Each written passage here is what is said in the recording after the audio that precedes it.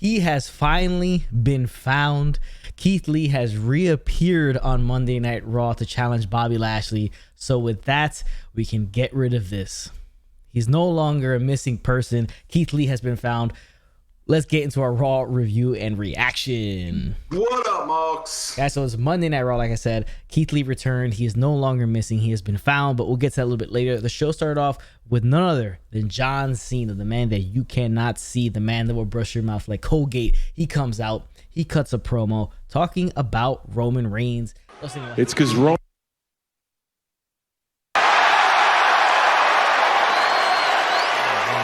Saying why he's back. It's obviously because of the WWE universe and the fans and all that stuff like that. Yeah, great stuff. It was a great promo. Obviously, the man can never really cut a bad promo. I mean, he's John Cena, believes everything, every word he says, but he's coming for that Universal Championship and he wants that at SummerSlam. We all knew this was happening.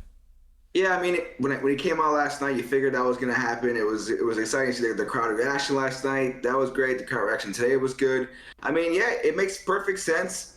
Roman Reigns needs somebody that's at his level, and John Cena will always be at that level. So it makes perfect sense. No way John Cena wins that match because he's going to go back to Hollywood and apologize to people. But at the end of the day, Roman Reigns will end up being the tribal chief and the champ and beat Cena. But I'm excited for Cena Roman. I think it'll be a good time. Yeah, it'll be a fun time. I do hope Cena does not win. I want, Roman to stay champion. Now, we got Riddle coming out after this, and he would have a little interaction with Cena where they would kind of bro each other to death, and that was pretty much it, just a little extra, because it was leading to this next match, and it was Riddle and the Viking Raiders taking on John Morrison, America's Most Wanted, which that shirt is fire, AJ Styles, and Omos. So 6-man tag, obviously, continuations of feuds going on here.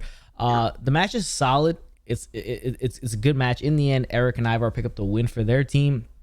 With some help for the drip stick. And yeah, that's pretty much it. I mean, not much to talk about here, but I thought it was a good match between these teams. And now next week, it's announced that the Viking Raiders get another shot at those tag team titles. I do think the end result is SummerSlam, AJ, Omos, RK Bro. Yeah, I mean, that makes the best sense. You want to see RK Bro. I can't believe Almost and AJ Styles are still a tag team. They've been tagging champs since WrestleMania. I can't believe it. It's hard to believe. Yep. And they've defended their belt multiple times. This is what it is. But I think RK Bro needs to take their mantle, be the champs, especially at SummerSlam. It'd be a great way to do it. And they've been the best thing on Raw. One of the only few bright spots on Raw over the last few months. So they really do need the titles. And no disrespect to the Omos and AJ, but God, I don't know why that's still a thing.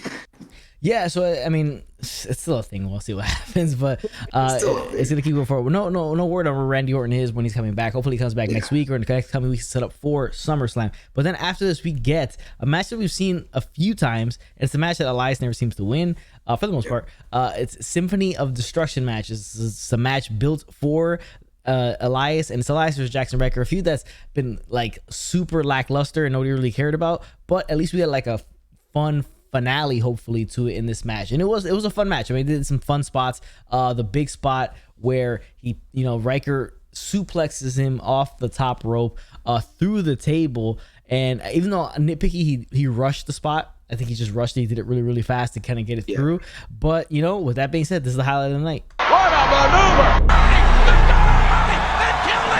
Some elevation here. Are you kidding me? This is going to end Elias. Superplex! Good grief! There you go. That's the highlight of the night. That big spot through the table. It's like I said, he rushed it, but he gets the win, and Ryker gets the win over here. Hopefully, this feud is over. But it was a fun little way to kind of end it if it's over. Yeah, and this is one of the most meaningless feuds I've ever can remember, and the way for them to have a match like this, they really didn't feel any type of importance or any type of stakes at anything. I feel bad for both guys because they put their bodies on the line for absolutely no reason whatsoever, and I won't be surprised if we see it next week again. I really won't, because I just don't feel like they have anything for these guys. Where are they going to go to next? Are they going to face Jeff Hardy? What does it matter at this point? So I don't see this thing ever ending. Yeah, we might get another throwaway match and the feud continue going forward, or these guys might just disappear. You don't really see them for much time. But the next thing on the show was Nia Jax and Shayna Baszler versus Natalya versus Natalya and Tamina. It's just a match that we just keep seeing because now they have no Mandy Rose, they have no Dana Brooke now as a tag team. So You know, we got Shotzi and Knox on the other show. So what are you going to do, right? So you put the same, you know, back and forth match again.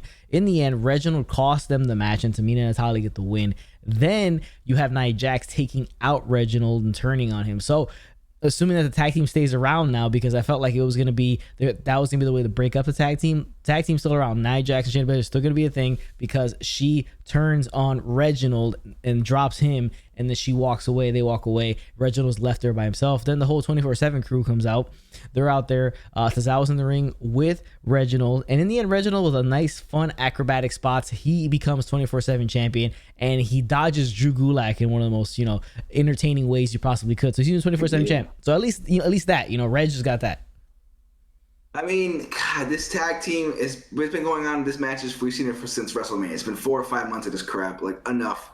If you don't have tag teams, then why do you have a tag team belt? Yep. I would just love for them to get rid of the tag team belts, put them away for a while, leave them on NXT, leave that being their tag team division, and so you build a division, because this is embarrassing. We see the same match every week, the same thing every week. How many times are Tamina and Nia going to lose this match? How many times? Like, come on. It's just, it doesn't make any sense. And the fact that Reginald takes the beating, takes the L at the end, but still is on the W. I mean, I guess he's a 24/7 champ. I guess that's a win, but it's a kind of a win for him. So it is what it is. But yet somehow he still survives. I don't get it. I don't understand it. And he no-sold the shit out of the headbutt just for the hell of it, because he wasn't even holding his head. He was just like, what? Why'd you do that? Like, you just got headbutted by a lady that's like 6'2". Are you shitting me? But whatever. This is where we're at. Yeah, this is where we're at. He ends up kind of on top in the end because he wins that worthless ass title. So the next thing on the show, we have Sheamus versus Humberto Carrillo in the #1 contenders match, which doesn't make a ton of sense because he's taking on the champion, so he's got to beat the champion to win #1 contenders, when normally that's not the way it is.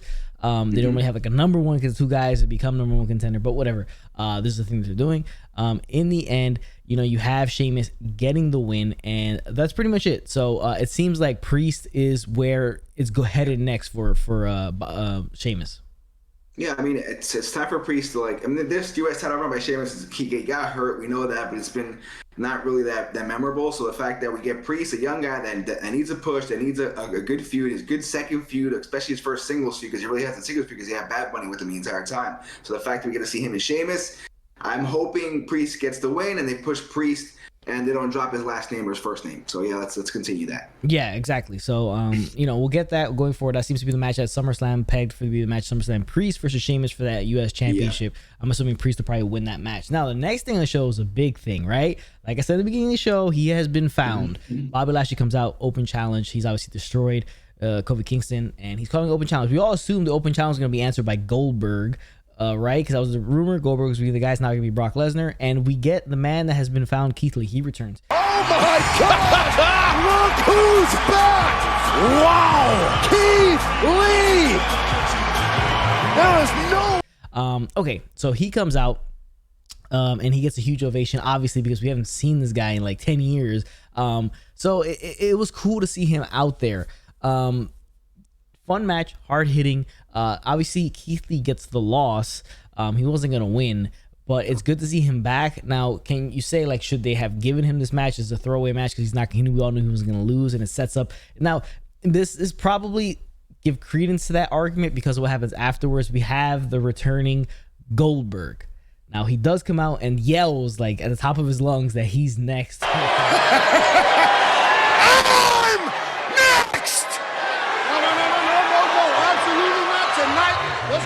To Bobby Lashley. Bobby Lashley was scared. Now, does that hurt Keith Lee? No, I don't think so. He hasn't been there for forever, so he's finally back. He has a good match against Bobby Lashley, the champion, in his first match. Even though he didn't really take him to like the limits, which I kind of wish maybe they would have done it that way. But again, you have to keep him mega strong because he's taking on Goldberg. So it kind of is what it is. Lashley gets the win against Lee, and Goldberg comes out, challenges him for SummerSlam. Yeah, I mean, this it was good to see Keith Lee back. I love that he was back. I don't think him taking the L here is a bad thing at all. I think just the fact that he goes toe-to-toe with the champ, first night back, then it keeps him in, like, higher standards. So, I mean, this guy's a main eventer. You just got to book him right, and you just got to hope he stays healthy and they use him right. Goldberg coming out, I know I wasn't excited. I'm tired of Goldberg. I don't like Goldberg. It's not like it's going to be a good match at SummerSlam. He can't have a good match. He's basically almost killed people or crippled them like 3 or 4 times now. He knocked himself out. He's going to knock himself out or something like this. So it's just like, why do we continue going down this path, but that's where we're at. We know they wanted Brock. They couldn't get Brock for whatever reason, but this is what we got. And it's a bad look on WWE because they can't build anybody. Like, their 2 championship matches for SummerSlam are again people that are part-timers or way past their prime, if they ever really had a decent prime.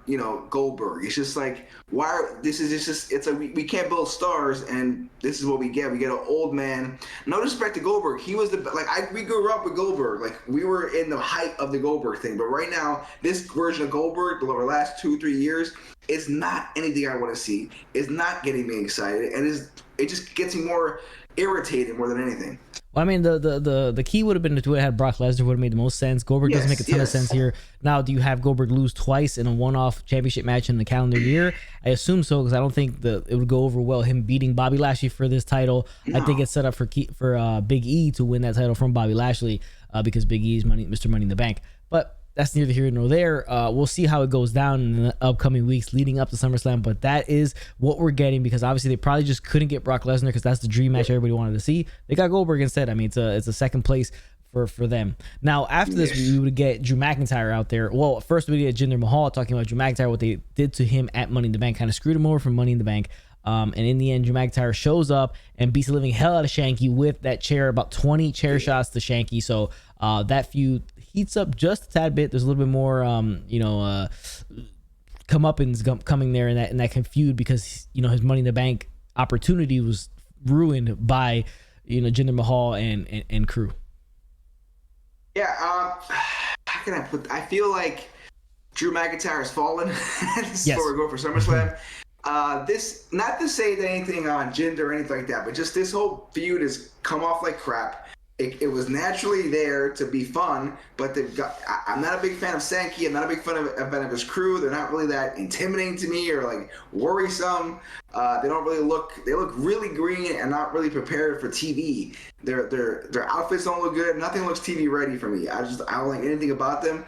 But Jinder and Drew should feel a little more important, a little more special, but it just doesn't because of the fact of how dumb and childish their feud has started off. Hopefully it improves. Hopefully it gets better. But damn, Drew feels like he's falling off a cliff right now.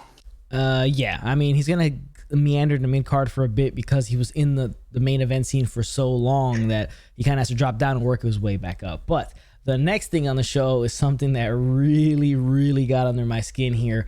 It is, for no reason, they decided to do the Monday Night Raw debut of the NXT champion, the current NXT champion, Karrion Kross. Out of nowhere, that comes out of left field. He's going to debut tonight. Surprising, right? Okay, he comes out. They give you the light version of him, the Bud Light version of, or the free app version of Karrion Kross. This is a non-alcoholic version of Karrion Kross. There you go.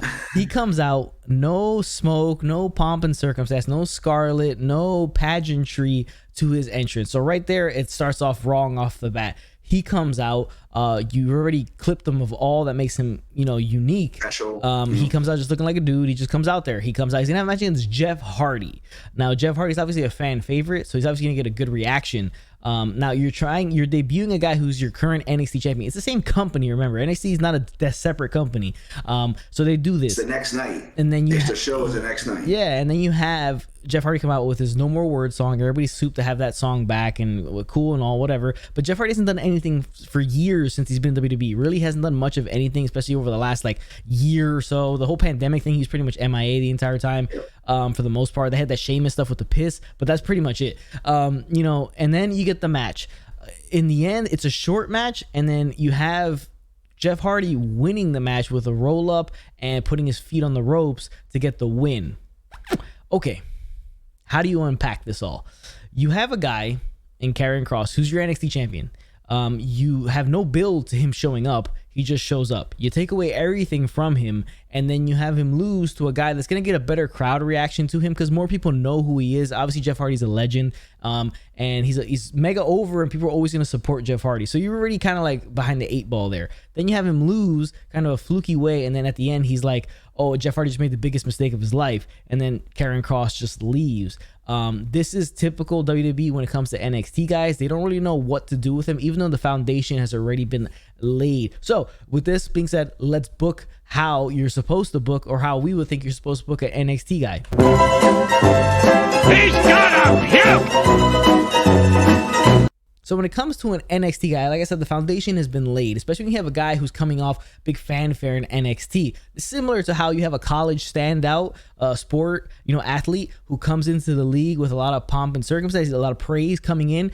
The foundation's been built. All he has to do is build upon that. Now, that's different because he can just end up sucking. But here, it's all predetermined, so you can build him in that mold that you want him to be. The work has already been done for you. Triple H has done the main work for you. Now, there's obviously a drop-off in viewership when it comes from NXT to WWE, Monday Night Raw. Not everybody that watches Raw watches NXT. So you have a lot more of the hardcore fans that watch NXT know this guy, Karrion Kross, for example. You like him or whatever, the way he's been built, everything like that. So that foundation's been laid. Build upon that. I mean, the foundation's solid. All you gotta do is build the next floor and the next floor and the next floor and the next floor.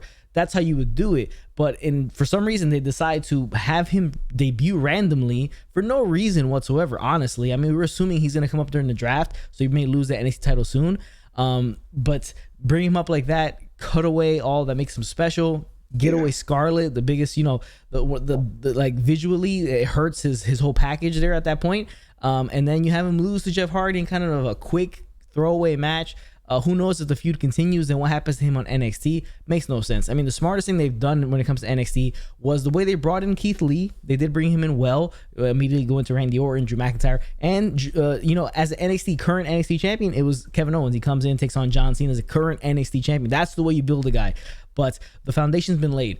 When it comes to NXT guys, maybe you should do vignettes better. I don't know, but you have a foundation built. All you have to do is show that to the masses as to what has been built and give you glimpses of that. All you got to do is build upon that and make it appealing to everybody else that watches Monday Night Raw. The turnover obviously isn't there from one show to another, but you have the fans that watch NXT. They do watch Monday Night Raw, so you have that built-in fan base for this guy. Guys like Aleister Black, Andrade, Shinsuke Nakamura, those guys, they have fanfare. Keep it there and then just build upon it.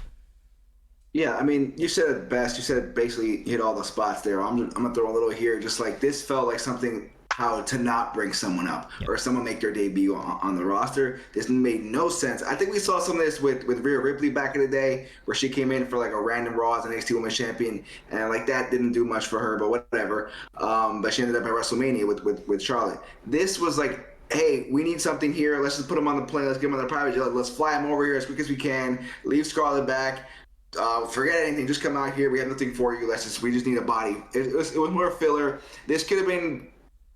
It probably would have been better if they just would have had a promo about NXT tomorrow and kind of highlighted him. I think that would have been more effective than this entire debut. It was a miss. Not the way you want something that looks like such a main roster, package that's already in NXT, that's already built there. Like you said, it's all right there. It's built for Vince and what he loves, and they completely just axe everything that's good about it and go on with him losing to Jeff Hardy. So just not great, well thought out booking. I don't know what they're doing or what the point of that was, but I guess, I don't know. That's why they make the big bucks to figure that stuff out. Yeah, definitely. So it's a part that pissed me off. So I went a little long on a rant there, but it's the part that really pissed me off, how they just disastrous the way they do with NXT and how that stuff's already built. That's why people should just stay in NXT and not even bother going up.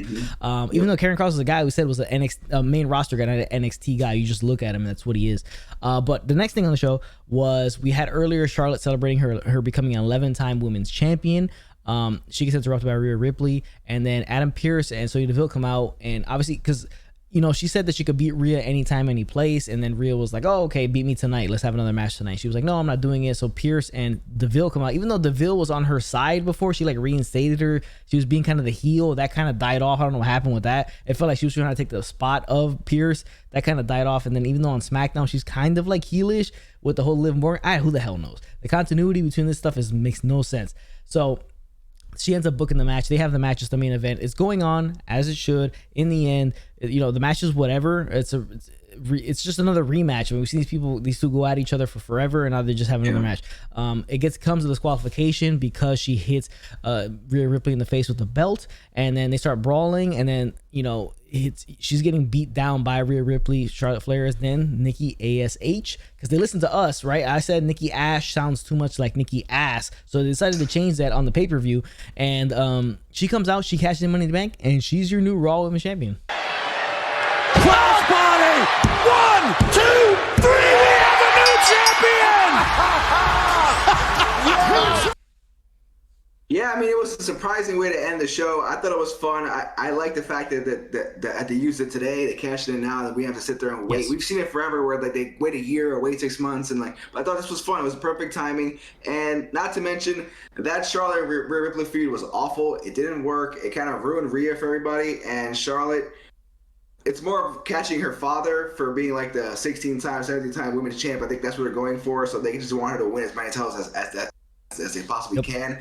And I thought it was good for Nikki A.S.H, which is the worst name of all time. We literally have to, take off Shotzi Blackheart, just call her Shotzi. Tegan Knox is too hard to say. We got to get rid of the Knox. But Nikki A.S.H is that makes perfect sense. Good job, guys. So good with the naming. But yeah, good for her. Think about where she was like 2 months ago. I don't think she was on TV, and now she came back, and now she has this whole gimmick thing that's getting a little over, I think, a little bit. It's getting a little fun. I'm not saying it's at Hurricane Helm levels of fun, but it's getting there slowly but surely. And now we'll see how they book her going forward. I think I don't know, is it her versus Charlotte or is it her versus Rhea? I don't know. Does Charlotte go away again? It's all up there, so we'll see what happens. Or is it her and Alexa? There's so many little options that you can throw at right now, so we'll see what happens. But I thought it was good to end Raw like that. Like, especially with the crowd being there, the excitement. I thought it was a good way to end it. Yeah, it's a nice little shock to the system, and you kind of surprised. But it's better off that they give it to her now and have her cash in now, because the character can really become really shitty as she holds on to that thing, and then she becomes kind of useless with it because her character kind of falls off a cliff. So strike right now, you might as well, and just go with it, because if the character fails and if it dwindles out, at least you got the payoff here that you wanted by giving her that briefcase. But that is a Raw review and reaction. I mean, it's the first Raw with fans. We got a lot of surprises, a lot of things going on, some good, some bad rematches again. But yeah, we went kind of long in this one because of my rant about NXT and Karrion Kross and how they bring up guys. But I appreciate you guys for tuning into this video. Make sure you drop a like on this one, hit the chair in the corner. It's a sub to the channel. Let us know in the comment section below what you guys thought of this Monday Night Raw, and also, do you agree with the NXT stuff, like how the foundation is built? Like, and do you agree with Nikki A.S.H becoming cashing in this early? Is it a good thing? Is it a bad thing? We obviously know she has the belt, she had the briefcase, so she had to cash it in. But we appreciate you guys for tuning in, and we'll catch you guys on the next one.